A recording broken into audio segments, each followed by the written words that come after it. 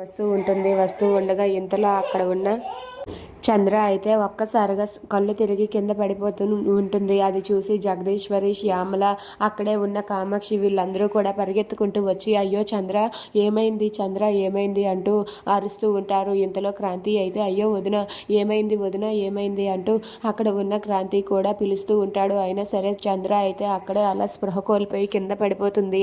అది చూసి శ్యామల, జగదీశ్వరి వాళ్ళిద్దరూ కూడా ఒక్కసారిగా షాక్ అవుతారు. ఇక వెంటనే అక్కడ ఉన్న డాక్టర్ని అయితే కాల్ చేసి పిలుస్తారు. ఇక వెంటనే డాక్టర్ వచ్చి చంద్రకి చెక్ చేస్తూ ఉంటారు. అసలు ఏమైంది అని చెప్పి చంద్రని అయితే అలా చెక్ చేస్తూ ఉంటారు.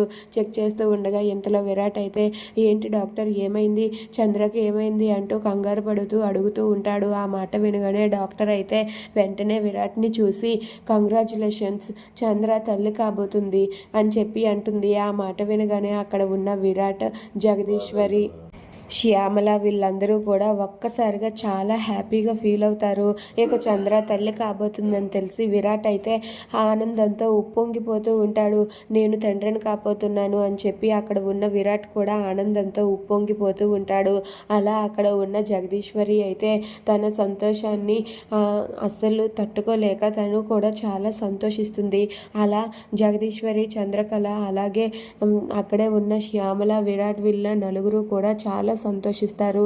అలా చంద్ర నెల తప్పింది అన్న మాట విని అక్కడ ఉన్న చంద్ర కూడా చాలా హ్యాపీగా ఫీల్ అవుతుంది.